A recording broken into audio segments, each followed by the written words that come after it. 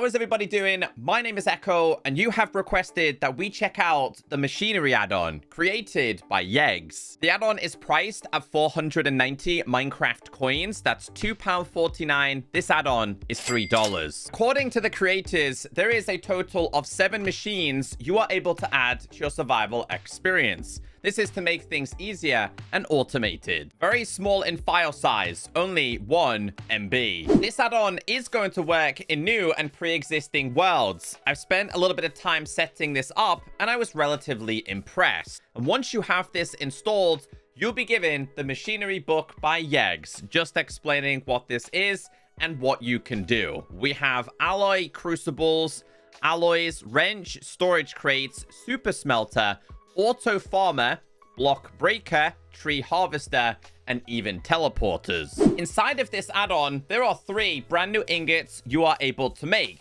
But in order to obtain these, you have to make yourself the alloy crucible. Here are your needed materials. Just grab them all. It's 6 iron, 1 cauldron, and a stone slab. Open up this, and here it is right here. Now, when you place this down, it has a subtle animation. I think this is really cool, but it gets so much better. If we open up this book, we are able to make steel ingots, bronze ingots, and ender steel. So let's go ahead and grab this to start off with. Start by standing on this and just dropping the item in. A glowing animation will happen. It's kind of lava. It's going to pour upside down, and your ingots is going to be right here. Now, what's really cool about this is that this add-on works with vanilla features. So you can make this automated using hoppers. So I want to show you this in action. Let's put these in first. It's going to make a recipe, and it's going to go down here. But there is one slight problem with this. It's nothing major, but you will notice when this is complete and pops out, it goes there. So this actually has to be in front. So we made the steel one, we made the bronze one. Let's make the final one, which also includes steel as well. So steel plus ender pearl is going to make a different one. And you'll see when this is now complete, it will go in here, back in here, and should go inside of my chest. So let's see if this happens. Pops out straight in there. And as you can see, it is here. So if you wanted to fully automate this with all of these, I believe you are able to do this. There we go. So this will just keep spitting in and out. The add-on also comes with a wrench. In order to make this, you are going to need 4 steel ingots. Open up this, and here is the recipe. This can be used to rotate your machinery. So you could change the direction of this. So I think it's going to spit it out this side. Yes. So if you wanted to set up a big machine with this, you can. This gets a little bit more useful later on. The next thing we're going to make is a storage crate. This is made with 4 steel ingots and a barrel. Open up this, and you can see it right here. Now, this does not work the same way as a regular chest, which you can just open, because this thing is kind of locked, right? But if we read the book, it can hold up to 256 stacks of a single item. You can drop or use hoppers in order to put items in. So if we were to grab, let's say 64 of these, right? We drop these 1 by 1. I think you can drop a whole entire stack here too. Yes, you can. You can use a wrench to rotate this if you wanted. If you crouch with a wrench and tap, it is going to distribute the items in 32s. But as it did say before, if you wanted to automate this, you're able to do this via hoppers. So that should go into this and then end up inside of here. Yes. So you could just go ahead and break these, have this store inside of here, and then apply a hopper. Next, we have a super smelter. According to this add-on, this can smelt things 5 times faster and does not require any form of coal or fuel source. Here is the items you need in order to craft this. So let's get this thing made. Open up this, make this smelter. I think the animations on these are brilliant, by the way. If you want to grab yourself a wrench, once again, can be rotated. You are able to put just 1 inside of there, again, just by dropping it. Apparently, it's 5 times faster. That's definitely much faster. And once again, can also be used with a hopper.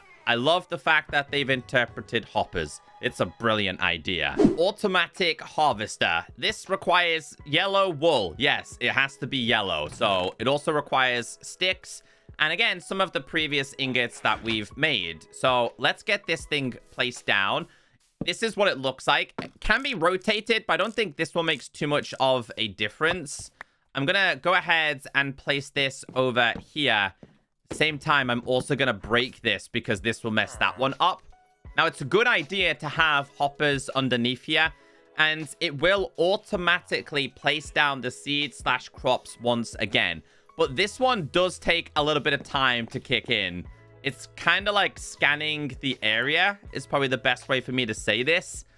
How long are you going to take? It's seeing how much it's going to be able to do. I don't know the full radius of this either, but there we go. It did it. And obviously, hopefully some of these crops will end up in here. Automatic block breaker. It can break obsidian with ease. You are going to need the steel ingots, a piston, and an iron trap door. And here is your item. I'm just going to show you how this works here. I haven't tested Bedrock, but if we place this down, it's just going to instantly break them.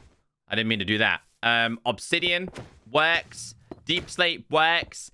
Bedrock does not. This would be brilliant for a Sky Island map because, again, it's just going to break your cobble. You'd obviously need something like a hopper and a chest, though. Very similar to that, but this one is going to be for trees. I haven't tried it on a giant tree, so this will be a first-time experience.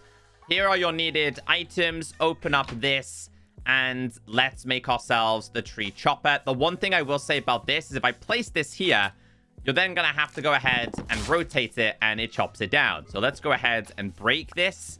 See if it works with this. Place down, change it, and yes, it does. Last but certainly not least, we're also able to make ourselves a teleporter. Here are the needed ingredients. This is crafted from the ingots, but I will show you guys in just a second. So once you have this made, what you do want to do is go to a location. Let's say I wanted to go here, crouch and tap, then go and place your machine wherever you desire. Like here, for example. You just flip me off there. Grab yourself an Eye of Ender and drop the Eye of Ender in. What this is then going to do is teleport you to the location that you have picked. The animation on this is brilliant. As I was explaining, these can be made into blocks, and they're quite decorative, to be honest. So we'll make this one, which is made of steel. The one that I just showed you then is the Ender Steel. And this one is bronze. And like I said, they're relatively good decorative blocks. Really enjoyed today's add-on. Reasonably priced, easy to use. And honestly, I really enjoyed the animations on the structures that were made. I've checked out add-ons before from Yegs, and I think they do a pretty solid job. Great work.